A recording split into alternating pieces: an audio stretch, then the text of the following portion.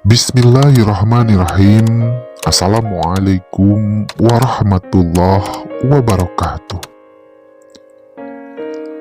Melanjutkan cerita yang tersimpan dari video sebelumnya, Diary Langkah Kaki Pertama, di mana saya dan Denny sedang berbincang tentang apa asal muasal sampai Denny mengalami penyakit yang mengerikan. Jika sahabat ada yang belum menonton part 1, silakan nonton dulu ya.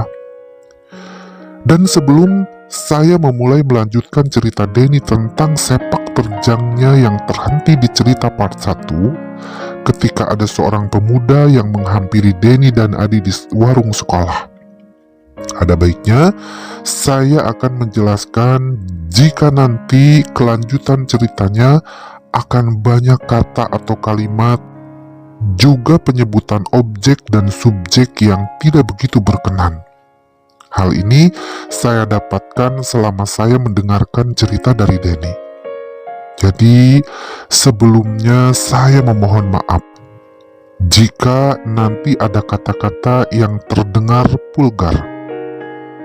Untuk itu, saya pun akhirnya merangkum isi obrolan sama Denny menjadi sebuah narasi saja, tidak berupa dialog, walaupun di sebagiannya ada dialog. Selain saya menyingkat waktu agar durasi tidak terlalu panjang, saya juga berusaha menyaring setiap kata-kata yang sedikit vulgar atau yang tidak berkenan di hati para pendengar. Walaupun saya tidak akan mengurangi sedikit pun cerita yang Denny tuturkan secara utuh.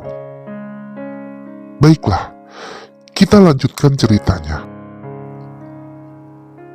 Di video sebelumnya, pemuda yang bernama Bimo mulai mengiming-imingi Denny dan Adi oleh uang yang ada di dompetnya. Lalu, ditawarkanlah pekerjaan agar Denny dan Adi bisa juga memiliki uang banyak seperti Bimo. Denny bertutur kepada saya bahwa pekerjaan yang ditawarkannya adalah Denny dan Adi harus mau diperjualbelikan kepada para pelanggan Bimo, di mana Bimo ini bisa disebut seorang germo yang menyediakan anak-anak lelaki atau dewasa untuk wanita-wanita kesepian. Kata Denny, saat itu dia tidaklah mengerti harus bagaimana memuaskannya, harus bagaimana melayaninya. Sampai akhirnya diajaklah Denny dan Adi berkeliling dengan motor Bimo berbonceng 3 orang. Denny juga bilang Bimo membawanya ke sebuah hotel di daerah kota Bandung. Dan di hotel itulah semua cara dan persyaratan pekerjaan dibeberkan oleh Bimo. Sehingga Denny dan Adi mengerti. Jiwa Denny yang kala itu masih kelas 3 SMP cukup dibuat sedikit takut. Kata Denny pada saya. Tapi Adi yang sudah lebih dewasa dengan kematangan berpikirnya juga lebih dewasa, terus membujuk Denny. Katanya, kapan lagi kita bisa banyak uang? Kerjanya enak, cuman menemani tidur wanita dan dibayar. Asik kan? Kata Adi membujuk Denny. Denny pun menuturkan pada saya kalau Bimo benar-benar memberikan segala yang mereka mau. Makanan enak dipesan, kopi dan rokok disediakan, bahkan saat itu Bimo mengajak Denny dan Adi membeli baju baru sebagai hadiah, agar Bimo bisa membuktikan bahwa dia tidak main-main mengajak Denny dan Adi untuk bisa jadi pemuda yang banyak uang. Terbujuklah akhirnya Denny dan Adi, dan Denny mengatakan mulai saat itulah dia dan sahabatnya menjadi pemuas nafsu wanita-wanita kesepian dengan dibantu oleh Bimo. Denny menceritakan kepada saya dengan berlinangan air mata mengenang kehidupannya yang gelap. Sepulang sekolah, Denny dan Adi dijemput oleh Bimo. Denny dan Adi pun tidak berbarengan di satu tempat. Wanita-wanita pelanggan Denny dan Adi selalu berbeda tempat katanya.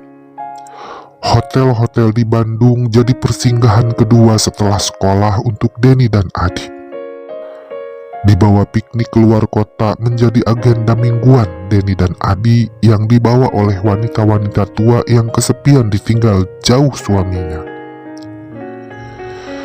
Sembari mengusap air mata penyesalan, Denny pun terus bertutur kepada saya bahwa saat itu dia benar-benar dibuai godaan setan.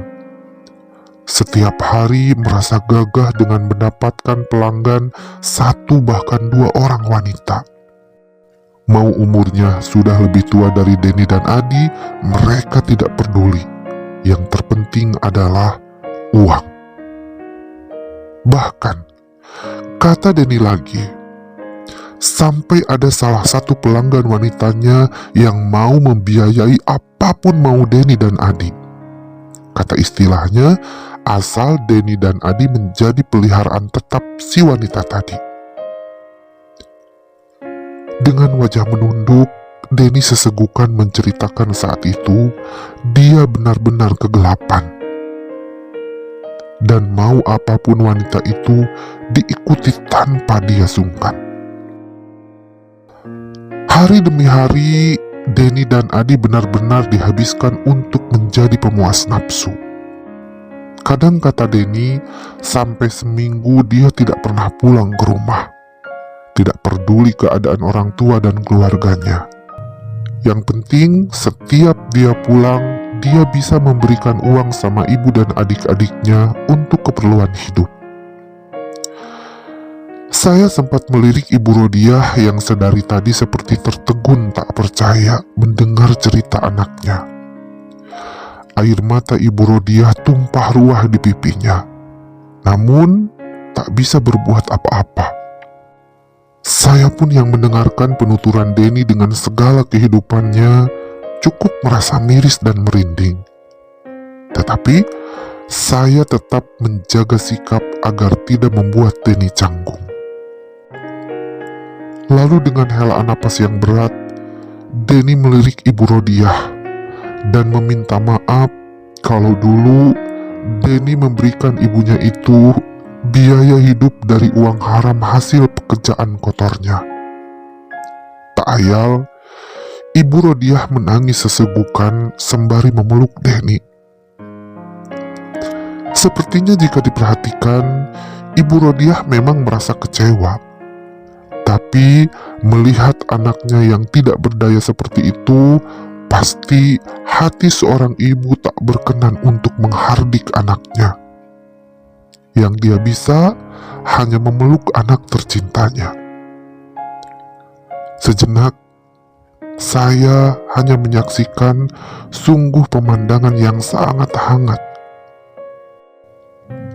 Setelah beberapa saat, drama kehangatan ibu dan anak terjadi, Denny pun kembali melirik saya dan mengatakan kalau cerita hidup gelap dia tidak sampai di situ. Dan Denny meminta izin apakah tidak apa-apa kalau dilanjutkan. Takutnya saya mau pulang karena ada pekerjaan lain. Tentu saja saya memberikan keleluasaan kepada Denny, karena bagaimanapun saya ingin tahu selanjutnya cerita Denny. Setelah menarik napas panjang, Denny pun kembali bercerita. Saat sekolahnya berakhir, dia memang bisa menuntaskannya sampai lulus dengan nilai yang seadanya. Oleh karena kadang pelajaran sekolah terbengkalai oleh pekerjaan yang dilakoninya. Dan setelah SMP lulus, Denny pun memutuskan untuk tidak melanjutkan sekolahnya. Denny berpikir dia ingin bebas melanglang buana, memuaskan lebih banyak lagi wanita kesepian agar pundi-pundi uangnya lebih menumpuk. Begitu kata Denny. Dan nasib sekolah Adi pun tak jauh beda. Dia naik kelas 3 SMA, tapi Karena keseringan bolos, juga tugas-tugas yang terabaikan, akhirnya pihak sekolah mendrop out Adi yang tidak pernah menggubris peringatan demi peringatan dari sekolah. Jadilah Denny dan Adi dua remaja yang bebas dari sekolah dan menjelma menjadi petualang seks komersil untuk wanita-wanita kesepian. Begitu kata Denny kepada saya. Pundi-pundi rupiah terus jadi tujuan hidup yang terpenting bagi Denny dan Adi saat itu. Apapun yang mereka mau selalu bisa dibeli. Bahkan Denny mengatakan dia sering membelikan ibunya emas, pakaian, kebutuhan-kebutuhan rumah sehari-hari. Dan kata Denny juga kepada saya, ketika dia ditanya orang tuanya uang dari mana, Denny selalu bilang, "Sudahlah, pakai saja, biar aku yang kerja keras. Jangan banyak tanya," ungkapnya sambil melirik Ibu Rodiah yang tertegun. Seakan tak percaya apa yang dikatakan anaknya. Denny pun kembali konsentrasi pada cerita hidupnya. Sampai satu saat Denny berkata, ada satu kejadian yang hampir Denny sendiri pun tak percaya bahwa dia mampu melakukan hal itu demi uang. Saya semakin penasaran dan bertanya sama Denny, "Memang apa yang terjadi, Den?" kata saya dengan wajah mengernyit. Dan Denny pun kembali membeberkan ceritanya.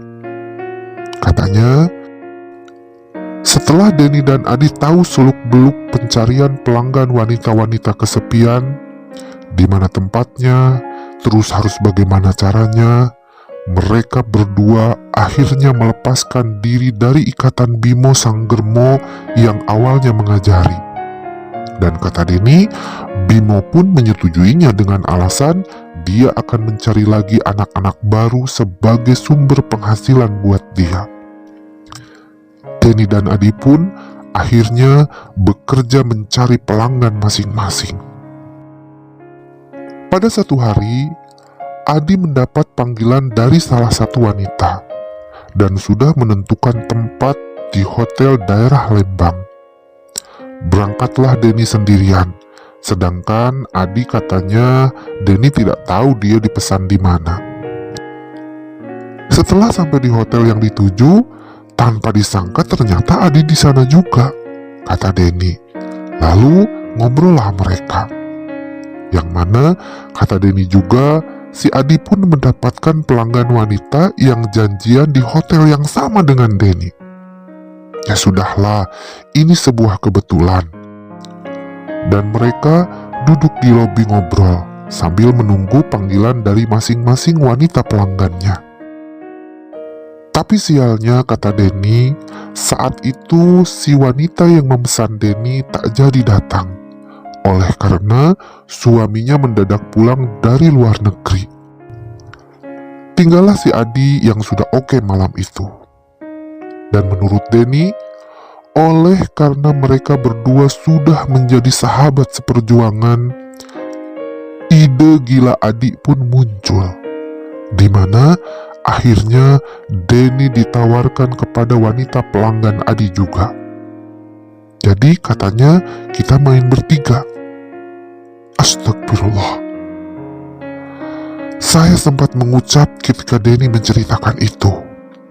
Dan Denny pun terhenti ceritanya. Dia menundukkan kepala seraya berkata, "Kang Ray, maaf jika akan menjadi jijik oleh kelakuan saya seperti itu," kata Denny dengan nada senduknya. Saya pun lalu membuat Denny tenang. "Tidak apa-apa, Den.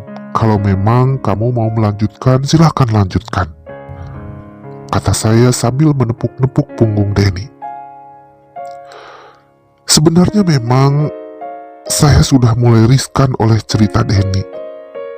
Tapi kembali saya teringat akan niat awal bahwa saya harus menjadi pendengar yang baik seburuk apapun ceritanya.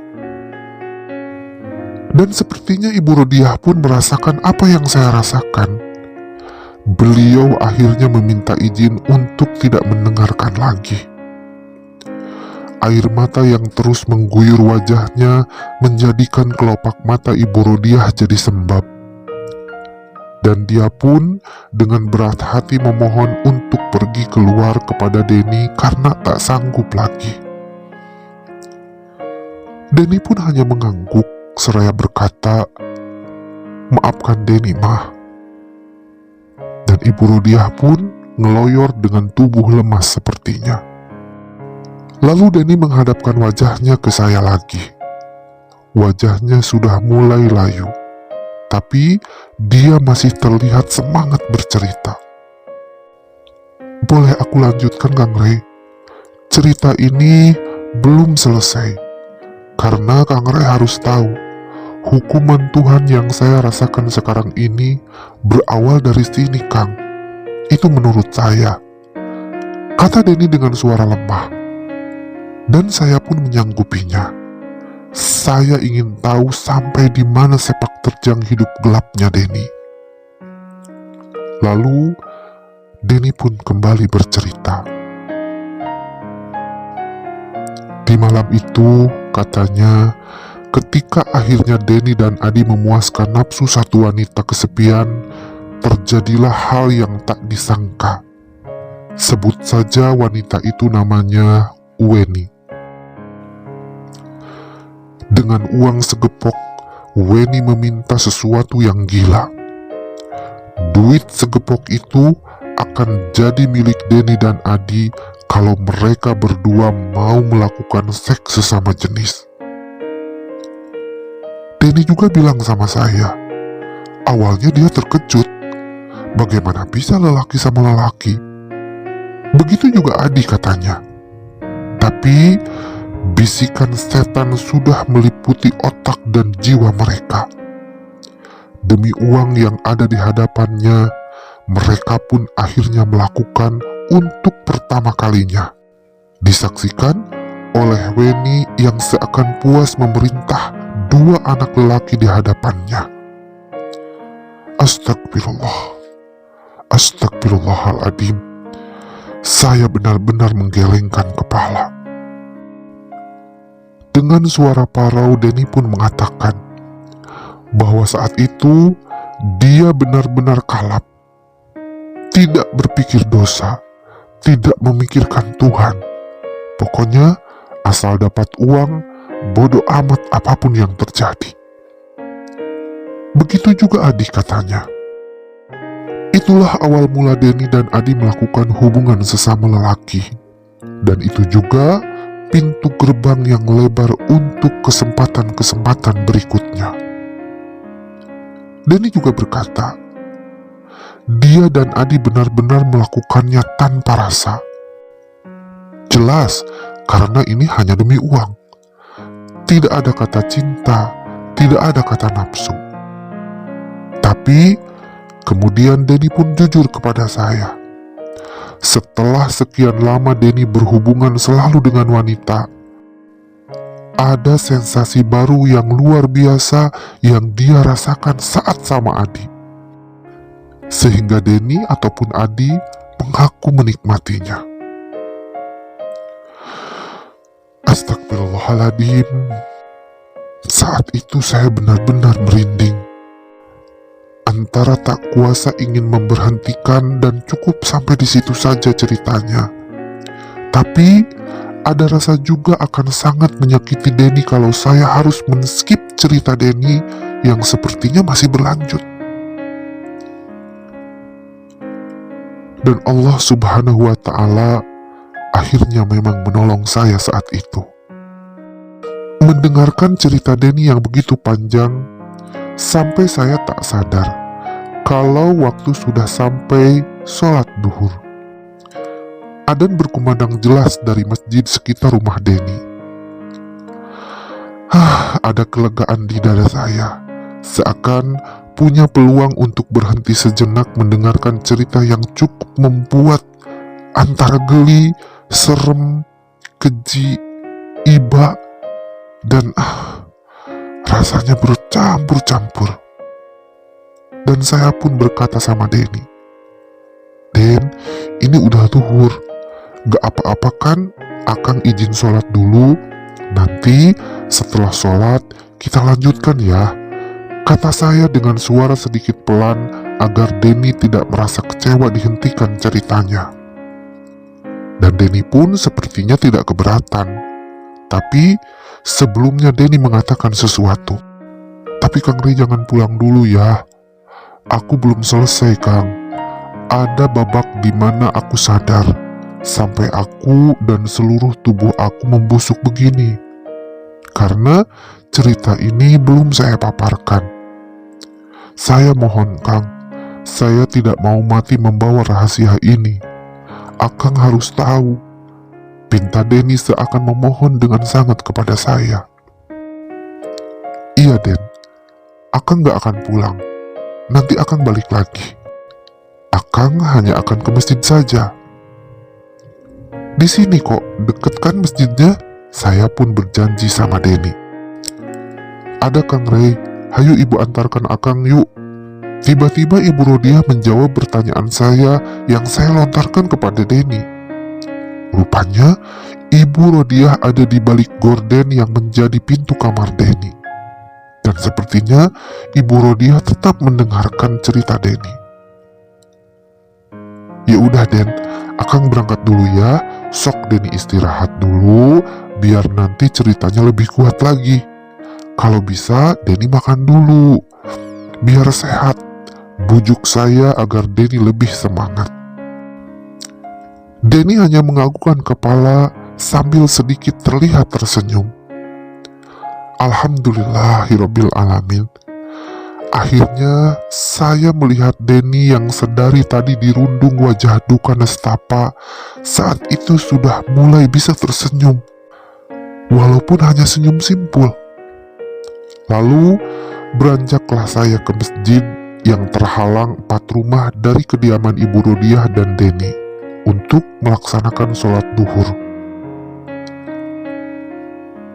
Dan saya membawa langkah berat sambil terus beristighfar. Betapa hebat cerita hidup yang dulu saya ketahui hanya sayalah kehidupannya yang begitu gelap. Ternyata di sudut lain dunia ada cerita seperti ini. Begitulah gumam hati saya sambil menuju masjid. Lalu bagaimana selanjutnya? Akankah Denny sempat meneruskan ceritanya? Ataukah saya keburu pulang oleh karena sudah penat mendengarkan cerita itu? Dan cerita apa lagi yang dialami Denny sehingga Denny mengatakan kalau dia sangat ingin didengar saya? Tunggu kelanjutannya di video Diary Langkah Kaki Pertama bagian 1. Terima kasih.